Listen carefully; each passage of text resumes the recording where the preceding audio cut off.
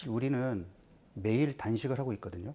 아침 식사가 영어로 breakfast, break, fast, 단식을 깨트린다는 거죠. 아침을 먹음으로써 12시간의 단식을 끝내는 겁니다. 12시간 동안 먹고 12시간 동안 단식하는 것이 건강을 유지하고 생체 리듬을 정상적으로 유지하는 데 필요한 거거든요. 근데 현대인들은 먹어도 너무 먹는 거죠. 가장 기본적인 것도 지키지 못하고 있기 때문에 현대인들이 건강을 해치고 있는 겁니다. 지금 21세기를 살고 있는 우리 현대인들은 한두 끼는 어쩌다 굶어볼 수 있지만 하루를 굶는다는 것은 상상도 못 해봤을 겁니다. 태어나서 한 번도 해본 적이 없거든요. 멀리 갈 것도 없이 우리나라만 해도 1970년대 초반까지는 보릿고개, 춘공 이런 말이 있었고 우리 할아버지 세대들은 굶기를 밥 먹듯이 했었거든요. 옛날 원시인류 때라든지 먼 옛날에는 먹을 걸 얻기 위해서는 움직였어야 됐어요. 사냥감을 얻기 위해서는 죽기 살기로 싸우든지 채집을 하기 위해서는 하루 종일 걸어야 한다든지. 그럼 배가 부른 상태에서 했을까요? 공복 상태에서 몸을 움직여야 비로소 음식을 얻을 수가 있었습니다. 그런 환경에 오랫동안 놓여 있던 인류가 지금 냉장고 문만 열면 음식을 풍요롭게 먹을 수 있는 것은 불과 50년, 40년이 되질 않았어요. 우리 인류의 유전자는 구석기 시대 원시 인류의 유전자와 똑같습니다. 배고픈 상태에서 운동을 하고 신체 활동을 늘리게 되면 성장 호르몬의 분비가 더 자극을 받는다든지 우리 몸의 지방 대사가 더 활성화가 되기 때문에 훨씬 도움이 됩니다.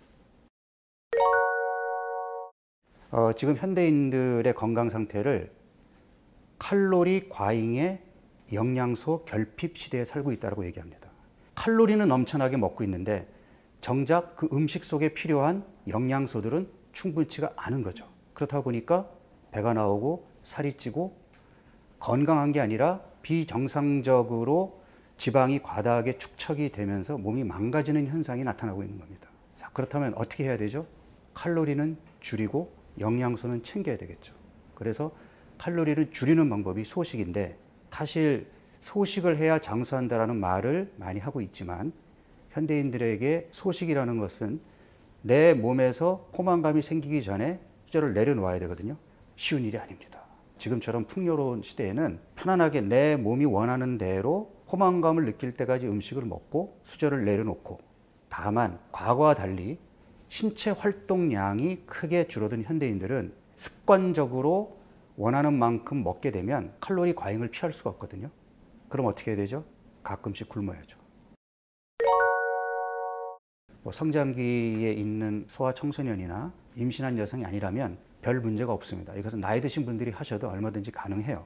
다만 24시간을 넘어가게 되면 어떤 사람들은 기초대사량이 떨어지거나 근육 손실이 조금 생길 수가 있기 때문에 모든 사람들에게 조금 안전하게 할 수 있는 단식, 그러면 16시간에서 24시간의 단식이 가장 바람직하다고 볼 수 있습니다.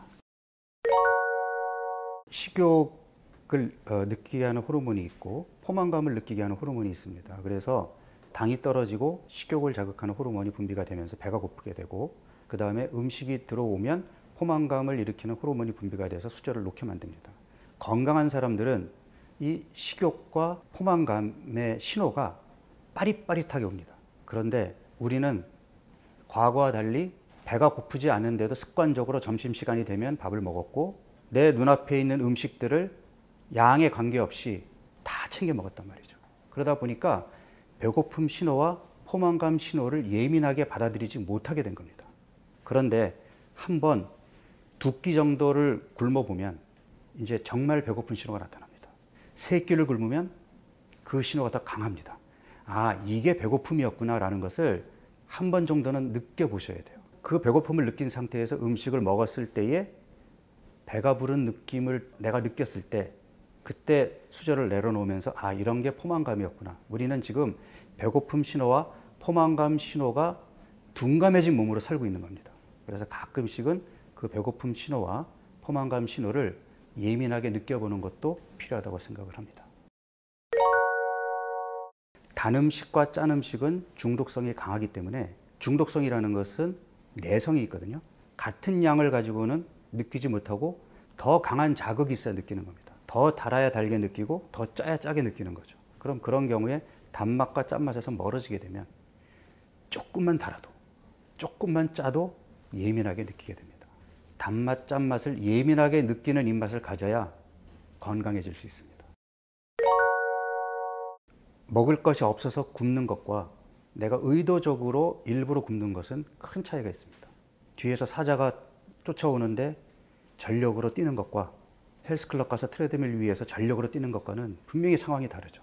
내가 내 몸을 개선시키기 위해서 하는 것과 극한의 스트레스를 받아서 하는 것과는 차이가 있습니다. 그래서 단식을 무조건 부정적으로만 볼 것이 아니라 영양 과잉에 놓여 있는 현대인들에게 때로는 단식이 필요할 수도 있다 하는 메시지가 필요한 때입니다.